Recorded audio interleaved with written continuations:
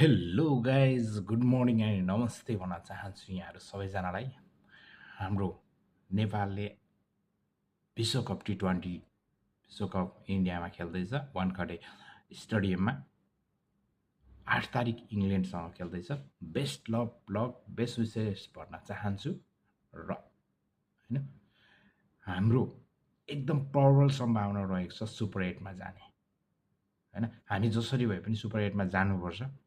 हामीले एउटा नाम राख्नुपर्छ। सुपर 8मा मात्रै नभएर एउटा फाइनलसम्म पनि जाउँ। बेस्ट विसेस भन्न चाहन्छु नेपालीहरूलाई। र यहाँनिर मैले एउटा फोटो राखिदिन्छु होइन, जसले पनि यो फोटो बनाएको छ नि, कास यस्तै भइदियोस् क्या। नेपाली टप पोइन्ट लिएर चाहिँ यहाँसम्म पुगोस् है भन्न चाहन्छु। र 7 तारिकदेखि T20 वर्ल्ड कप सुरु हुँदैछ इन्डियामा होइन। र धेरै लफडाहरू आयो, बङ्गलादेशले नखेल्ने भयो, बङ्गलादेशलाई निकालिदियो। त्यस पछाडि फेरि पाकिस्तानले अर्को निर्णय गरेको छ। पाकिस्तानले भनेको छ हामी इन्डियासँग कुनै पनि म्याचहरू खेल्न चाहँदैनौँ, अरूसँग खेल्छौँ तर इन्डियासँगको म्याच खेल्दैनौँ भनेको छ। र बङ्गलादेश नखेलिदिनाले नेपाललाई धेरै चान्स आएको छ। स्कटल्यान्डलाई नेपालले जितेको पनि हो एकपल्ट, र इटलीलाई पनि जितेको हो। र हाम्रो लागि भनेको एकदम मजबुत, हामीले जसरी भए पनि मेहनत गरेर जित्नुपर्छ भन्ने भनेको चाहिँ इङ्ल्यान्ड र वेस्ट इन्डिज हो है। वेस्ट इन्डिजलाई पनि हामीले 2-1ले एकचोटि हराएकै हो लास्ट होइन।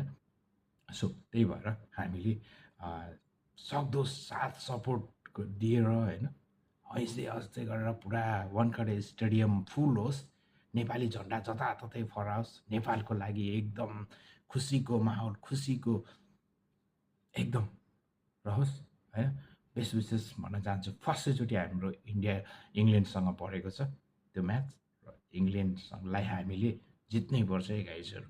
इङ्ल्यान्ड र वेस्ट इन्डिजलाई जसरी भए पनि जित्नुपर्छ। र हाम्रो रोहित पौडेल क्याप्टेन, तपाईँलाई चाहिँ धेरै धेरै शुभकामना छ है। जसरी भए पनि जिताउनु होला, तपाईँको नाम रहोस्।